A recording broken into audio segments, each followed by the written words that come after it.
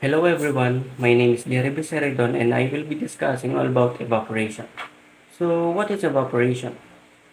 Evaporation is the process by which water is transferred from the land and water masses of the earth to the atmosphere after the conversion to vapor. In order for evaporation to take place, a specific quantity of heat energy must be absorbed to break the hydrogen bonds between water molecules at the surface and those in the body. Evaporation to occur needs break bonds with water surface, which is latent heat, plus transporting this escaping water to the atmosphere. So this diagram, I will explain it clearly.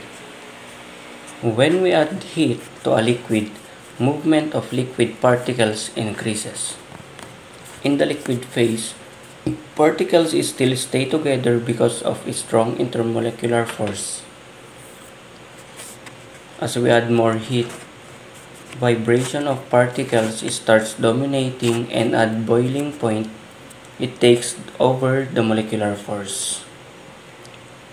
As a result, liquid particles become free to move around and liquid starts becoming gas. This process is also called vaporization. Vaporization of liquid takes place on addition of heat and at temperature above the boiling point. I know that every one of us drying their clothes in the sunlight. In Philippines, maximum temperature during summer goes up to 40 degrees Celsius, which is way below the boiling point of water. But water in our clothes disappear when kept in sunlight. Have you wondered how this happens? So water disappears from our clothes way below 100 degrees Celsius because of evaporation. To understand it, let's analyze the top layer of tap water in the glass. Water particles on top layer have no water particles above them, and they have loosely attached compared to particles at depth. After gaining sufficient energy, these surface molecules sometimes detaches from surfaces and become free. Sometimes collision of air particles detach them from surface. As they detach, they become free and become part of our air, such the conversion from liquid to gas called evaporation. Our clothes gets dried because of evaporation. Water level in ponds and lakes gets reduced because of evaporation. Then sweat from our skin get dry because of evaporation. As sweat molecule are removed from our skin, new sweat particles come out and bring heat with them. While sweating, you might feel cold in front of a fan. This happens because sweat gets evaporated fast, which results from heat loss from our body. You have seen that under the fan, clothes dry fast. This happens because fast-moving air particles collide with water particles on surface of clothes. Physics of evaporation. Evaporation is very important part of the water cycle. Heat from the sun or solar energy powers the evaporation process. It soaks up moisture from soil in a garden, as well as the biggest oceans and lakes. The water level will decrease as it is exposed to the heat of the sun. Also, the level of a lake, pool, or glass of water will decrease due to evaporation. The escaped water molecules don't disappear. They stay in the atmosphere, affecting humidity or the amount of moisture in the air. Acnes with high temperatures and large bodies of water, such as tropical islands and swamps, are usually very humid for these reasons. Water is evaporating but staying in the air as a vapor. Once water evaporates, it also helps form clouds. The clouds then release the moisture as rain of snow. the liquid water falls to the earth, waiting to be evaporated. The cycle starts all over again. Process of evaporation. The water molecules normally get energized when the heat is applied to it. They attain kinetic energy, and their phase equilibrium changes. Even at phase equilibrium, the molecules tend to remain in constant motion. And then a part of the molecules that gets kinetic energy changes from liquid to the gaseous phase. The kinetic energy of the liquid that leaves the surface is generally higher than those that continue to stay. As we all know, the natural flow of heat energy is from higher to the lower. That is the reason why evaporation occurs. Or simply, there is change of state from liquid to gaseous form. When the water attains a temperature of 100 degrees Celsius and atmospheric pressure, the equilibrium is not reached. However, when it increases beyond 100 degrees Celsius and atmospheric pressure, the water changes its phase from liquid to gas. As a result of this, evaporation takes place. How does evaporation cause cooling? When a water surface changes from liquid to gas, it involves kinetic energy, and thereby the heat forces it to change to the gaseous state. Kinetic energy is the transformation of energy from one form to another, especially mechanical energy. When the change in energy takes place, it always involves a difference in the temperature. Since the gas involves heat, the heat goes to the gaseous state, thereby taking heat from the surface from where it absorbs the heat. Thus, it leaves the surface cool. Examples of evaporation: human perspiration, plants transpiration, and the wind chilling effect. Good day everyone, I am Lilibeth Carbonell, and moving on, we are going to discuss about the factors that affect the rate of evaporation. First things first, there are four primary factors that affect the rate of evaporation. The first thing that affects the rate of evaporation is the temperature. So what is the effect of temperature on evaporation? When the temperature of the liquid is increased, it results in an increase in the kinematic energy of the individual molecules that constitute the liquid. This increase in energy makes it easier for the liquid molecules to overcome the intermolecular forces of attraction and escape into the atmosphere as a gas.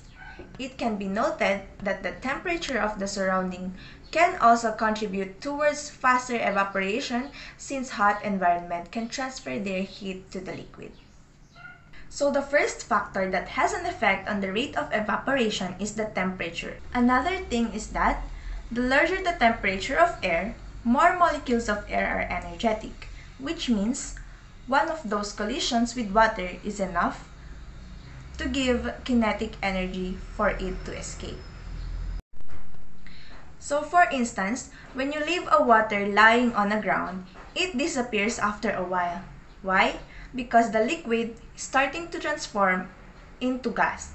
And we all know that evaporation is the change of a liquid to gas. And it happens at any temperature. Just that the speed or the rate at which evaporation happens does change with temperature. As we said here, when the temperature of the liquid is increased, it results in an increase in the kinetic energy. So, the lower the temperature, the lower the evaporation rate. The higher the temperature, the higher the evaporation rate. Temperature and evaporation is directly proportional. Another example of this is when we hang our clothes out in a sunny day or in a rainy day. When do you think the clothes will dry faster?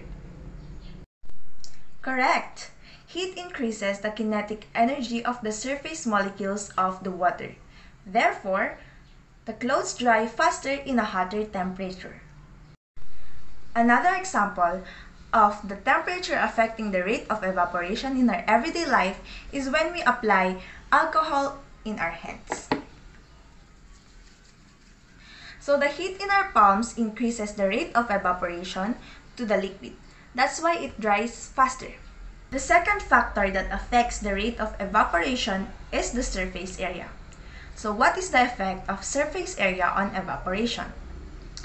Evaporation is a surface phenomenon, which implies that the process only occurs at the surface of the liquid.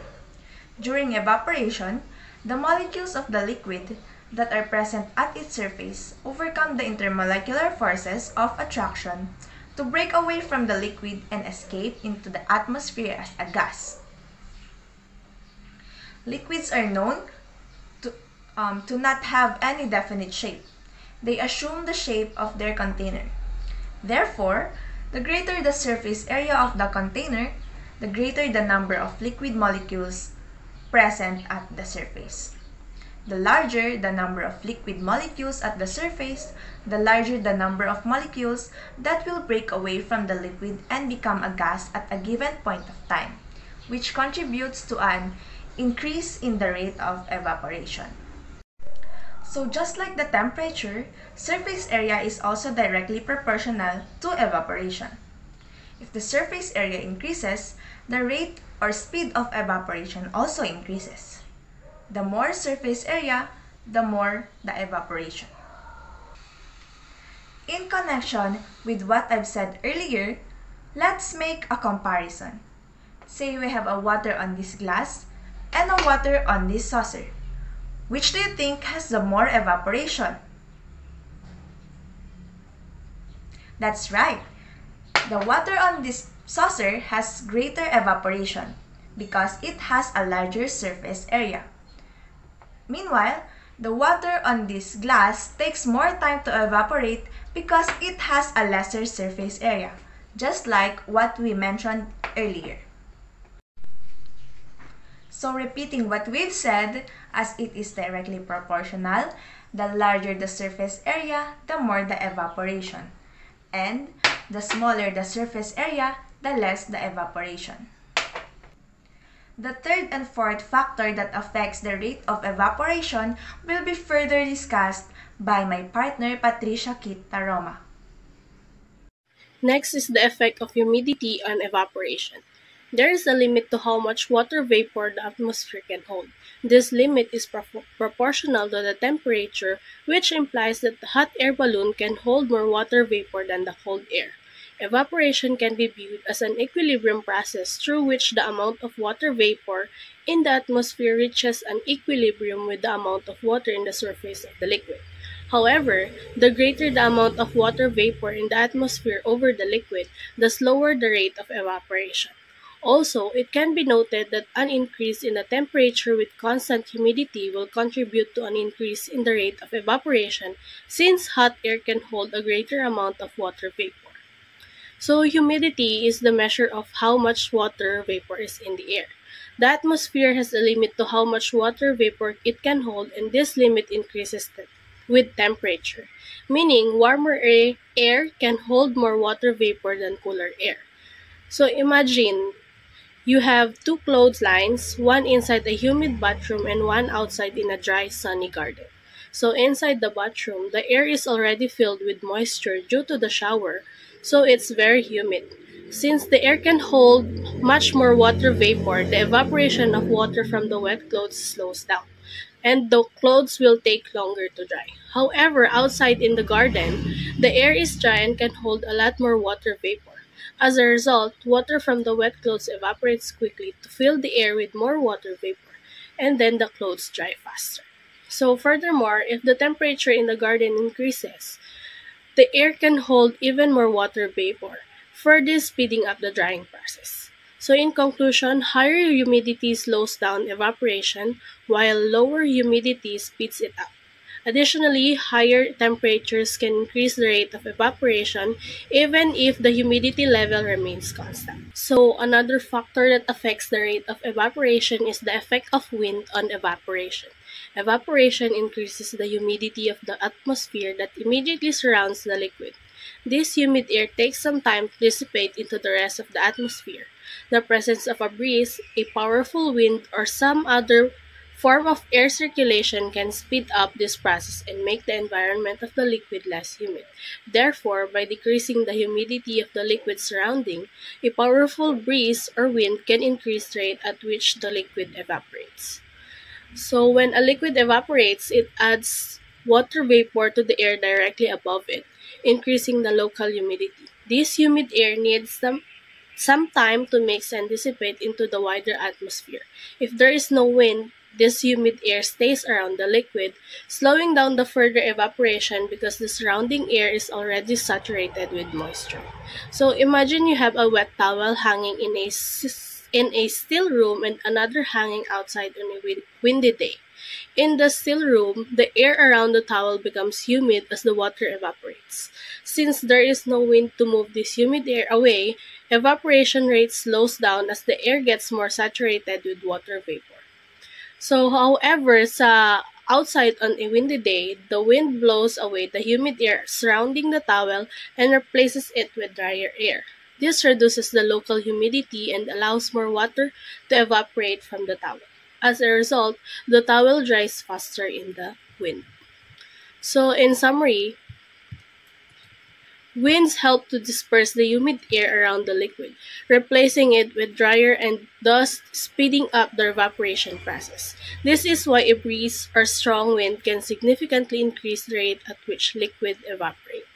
Good day, I am Jomari Mark A. Cabling and I will be reporting the next topic under evaporation, which is the measurements of different factors for evaporation. Measurement of evaporation. This is done by the following methods: using evaporimeters, using empirical equations, and by analytical methods. Types of evaporators. Evaporimeter. These are pans containing water which are exposed to the atmosphere. Loss of water by evaporation from these pans are measured at regular intervals daily.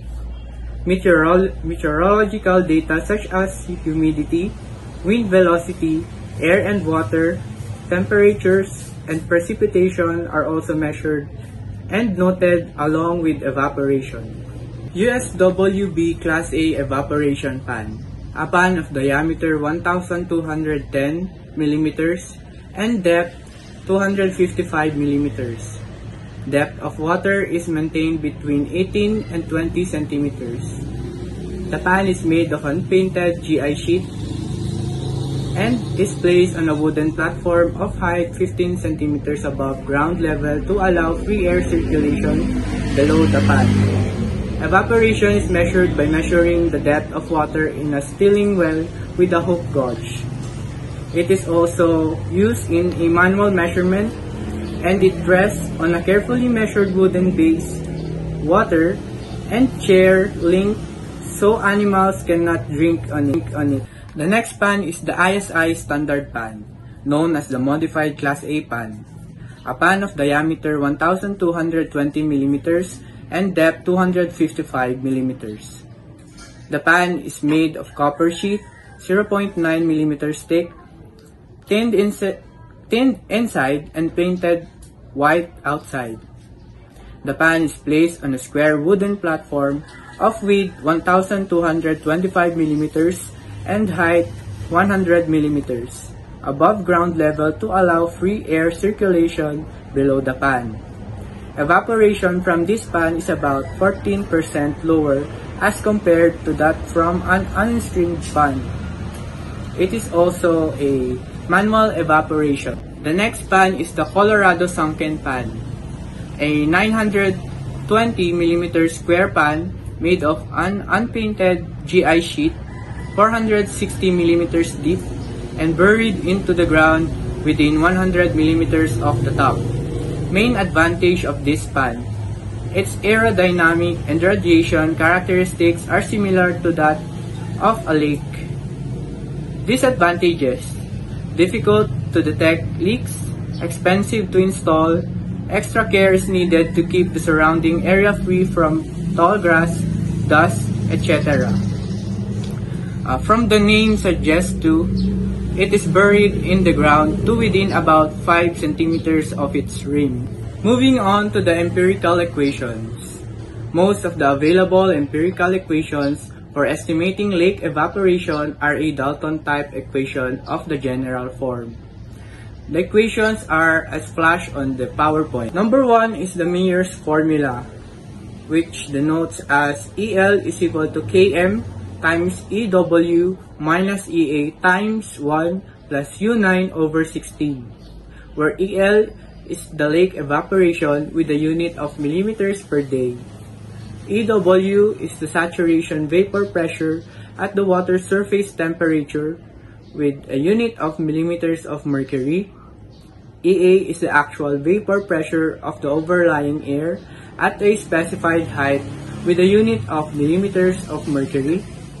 U9 is the monthly mean wind velocity with a unit of kilometers per hour at a height of 9 meters above the ground. And lastly, Km is the coefficient accounting for other factors, which 0.36 for large deep waters and 0.50 for small shallow lakes. The next is the rower's formula, accounts for the effect of pressure in addition to the wind speed effect, which denotes as EL is equal to 0.771 times 1.465 minus 0.000732 times PA times 0.44 plus 0.0733 times UO times EW minus EA, where PA is the mean barometric pressure with a unit of millimeters of mercury. UO is the mean wind velocity in kilometers per hour at ground level, which taken as the wind velocity at 0.6 meters height above the ground. Analytical methods of evaporation estimation. Water budget method. All quantities are expressed in units of volume or depth P, VI, S, VOS, and delta S can only be measured. VIG, VOG, and TI can only be estimated. If the unit of time is kept very large, estimates of evaporation will be more accurate. It is the simplest of all the methods, but the least reliable. The formula for water budget method is flashed on the PowerPoint. Energy budget method. It involves application of the law of conservation of energy. Energy available for evaporation is determined by considering the incoming energy, outgoing energy, and the energy stored in the water body over a known time interval. And the formula for energy budget method is flashed on the PowerPoint. Energy budget method. It involves application of the law of conservation of energy.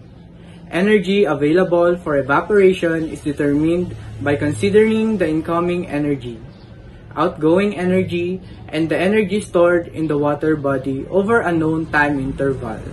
And the formula for energy budget method is flashed on the PowerPoint. Hello everyone, I am Crystal Zena Valera. Today, I will discuss the methods for estimating evaporation from open water. So, for us to understand the lesson, let's answer some problems. Okay, the first question is calculate the daily lake evaporation from the following data from a Class A pan. Assume pan coefficient as 0.75. So, here are the given data, the date, the rainfall, and the water added or taken out. And the formula will be used: daily pan evaporation equals rainfall plus or minus water added.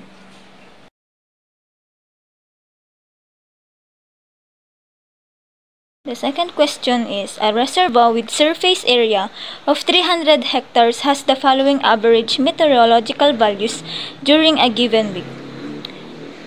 With a water temperature of 30 degrees Celsius, relative humidity of 50%, wind velocity at 1 meter above the ground equals 12 km per hour, mean barometer reading of 750 mm of mercury, and ES with 31.82 mm of mercury.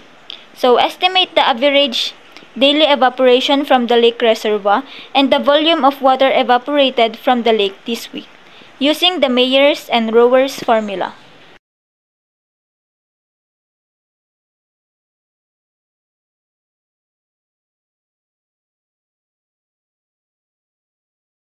energy budget. Evaporation from a water body is estimated as the energy component required to close the energy budget, when all the remaining components of the budget of the water body are known, and it is the residual. Energy budget 2 components. The heat required to convert liquid water into water vapor, the latent heat of vaporization. Energy of the water vapor molecules carried from advected the water body. The latent heat of vaporization ranges between 2.5 and 2.4 mg kilogram for liquid water between 0 and 40 degrees Celsius. So, sa sample problem naman tayo. Number 1 is calculate the daily evaporation rate in millimeter per day from an open surface. If the net radiation is 200 W per square meter, relative humidity of 40%, water surface temperature is 30 degrees Celsius, and the air temperature is 25 degrees Celsius. Assume no other sensible heats or ground heat flux. The given is 200 W per square meter, which is the net radiation. Relative humidity of 40%, which is symbolized by E, and the temperature of water 30 degrees and the temperature of air is 25 degrees.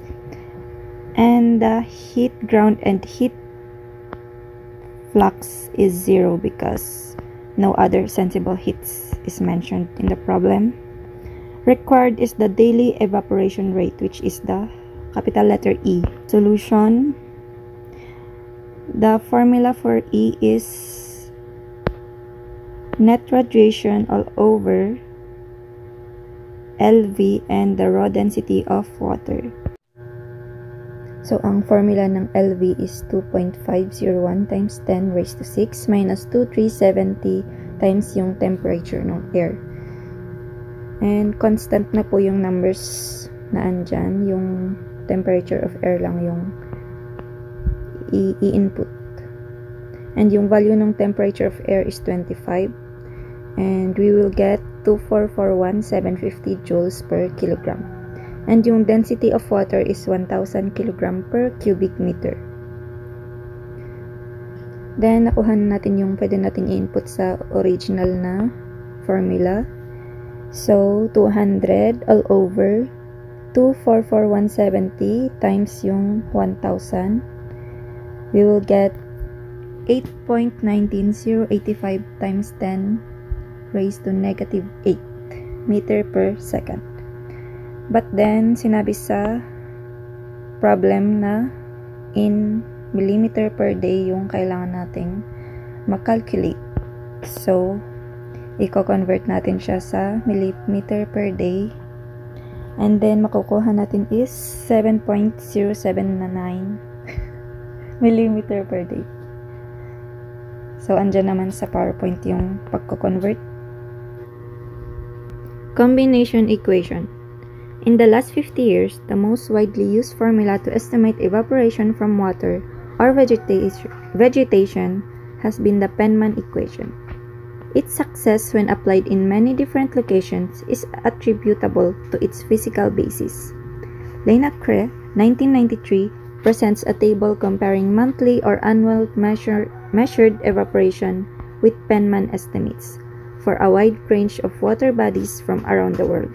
The median value of the ratio of measured to estimated evaporation is 0.99 with a standard deviation of 0.12.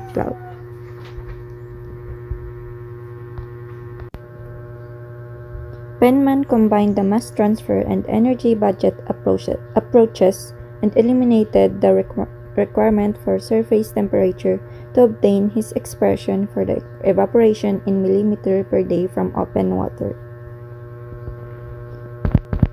Penman-Manthit equation. The Penman-Manthit equation is a more general form of combination equation. It was developed to describe the evaporation of water vapor from the substomata cavities of plants into the atmosphere.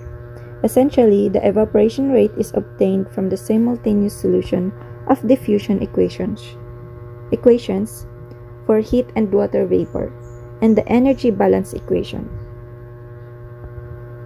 Sample problem number 1. Calculate the daily potential evapotranspiration using the Penman-Manthit method using the following information. Net radiation is 198 W per square meter. Soil heat flux density is 0. Mean daily temperature is 22 degrees Celsius. Relatively humidity is 60%. Wind velocity is 160 km per day. And the psychrometric constant is 0.065 kPa per degree Celsius. And all the values are measured at 2 meters. So given the following, we are required to solve the daily evapotranspiration. So ang general formula for this is 0.408 times slope times Rn minus G plus V times 900 all over T plus 273 times ES minus EA times yung velocity all over slope plus V times 1 plus 0.34 times yung velocity. And yung triangle dun is yung slope, which is can be calculated as 4098 times 0.6108 exp raised to 17.27 plus T min all over T min plus 237.3 all over T min plus 237.3 squared. So, para ma-solve natin yung slope of saturation vapor pressure curve, i-input natin yung formula sa calculator. And yung T min is given naman as 22 degrees Celsius. And makukuha natin is 0.0433. So, ang pag-input natin sa calcu nung EXP dyan is pwedeng yung shift LN or yung alpha EXP na andyan sa scientific calculator natin. Which is naka-raise yung 17.27 plus T min all over 22 plus 237.3. Naka-raise yan sa maliit na E. Which is ganito siya sa calcu.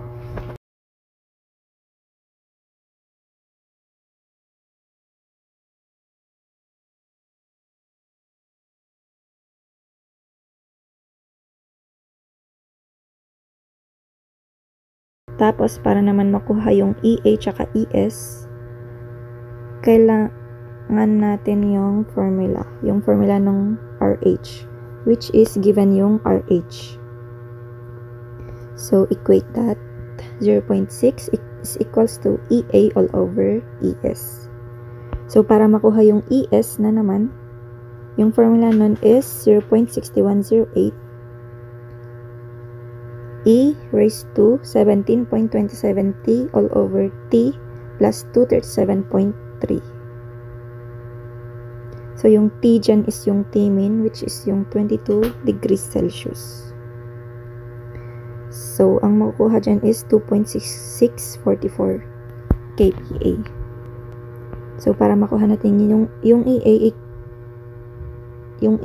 i-input natin yung ES dun sa formula ng RH, which is 0.6 is equals to EA all over 2.644. So, ang nakuha natin na EA is 1.586 kPa. So, given na tayo lahat ng values na pwedeng input dun sa original na formula, pero kailangan nating i-convert yung ibang given at saka ibang na-compute para same sila ng units.